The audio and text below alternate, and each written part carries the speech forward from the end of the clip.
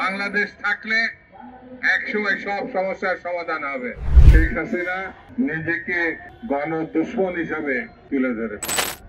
এত বড় ফ্যাসিস্ট বাংলাদেশে 54 বছরে কখনো কেউ দেখেনি। মানুষের মধ্য দিয়ে যে সরকার আসবে, অন্তর্বর্তীকালীন সরকারের দায়িত্ববোধ এক হয়।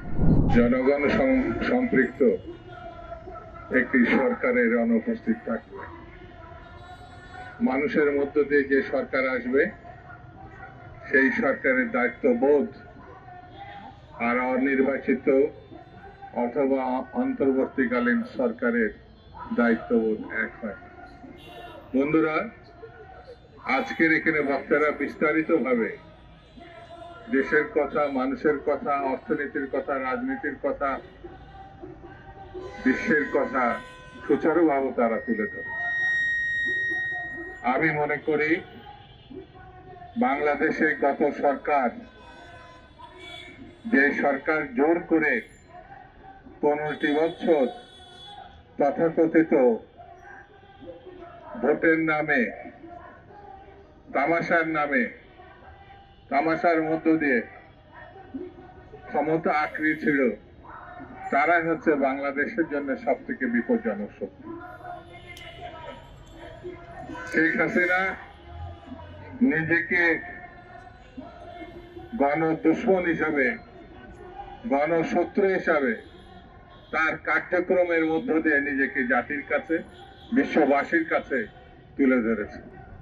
এত বড় ফ্যাসিস্ট, এত বড় গণহত্যাকারী, এত বড় লুটপাটকারী বাংলাদেশে 54 বছরে কখনো কেউ দেখেনি।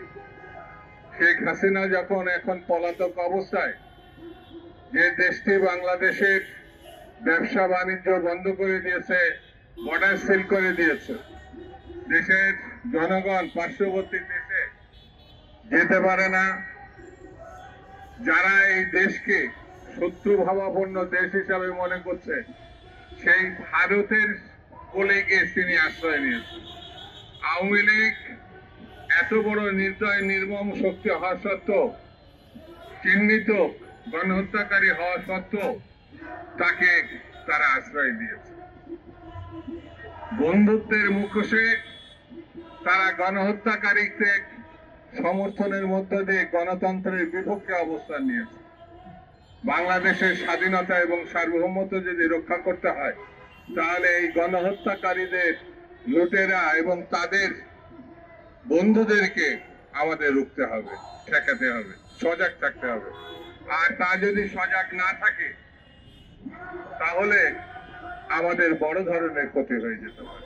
বন্ধুরা, আজকে আমি বেশি কথা বলবো না, শুধু এতটুকু বলবো, বাংলাদেশের নির্বাচিত সরকারকে যারা ঠেকাতে চাবে, যে নির্বাচিত সরকার জনগণের ভোটের মাধ্যমে বাংলাদেশে ক্ষমতা গ্রহণ করবে, জনগণের হৃদয়ে সরকার হিসাবে আসবে, সেই সরকার আসতে পারে জনগণের ভোটের মধ্য দিয়ে।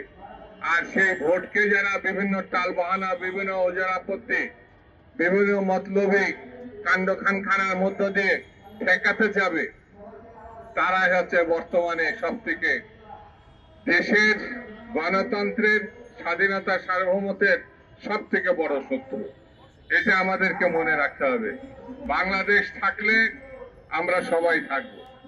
বাংলাদেশ থাকলে একসময় সব সমস্যার সমাধান হবে।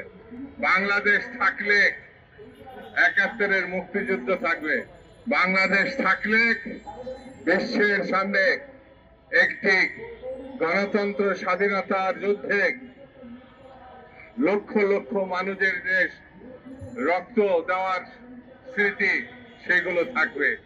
সেই বাংলাদেশকে রক্ষা করতে হলে, স্বাধীনতা সার্বভৌমত্ব রক্ষা করতে হলে পরীক্ষিত নেতৃত্ব, দেশ নেত্রী বেগম খালেদা জিয়া, জনাব তারেক রহমান যে লড়াই 17 বছর ধরে করেছেন, যে লড়াইয়ের মধ্য দিয়ে আপোষ কখনো করেন নাই, সেই নেতৃত্ব দেখে আমাদেরকে আমাদের সমর্থনের হাত বাড়িয়ে দিতে হবে এবং সেই নেতৃত্বই পারে বাংলাদেশকে রক্ষা করতে।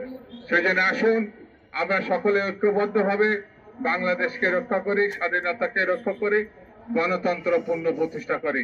এই কথা বলে সকলকে ধন্যবাদ জানিয়ে আমি আমার বক্তব্য শেষ করছি। খুদা হাফেজ।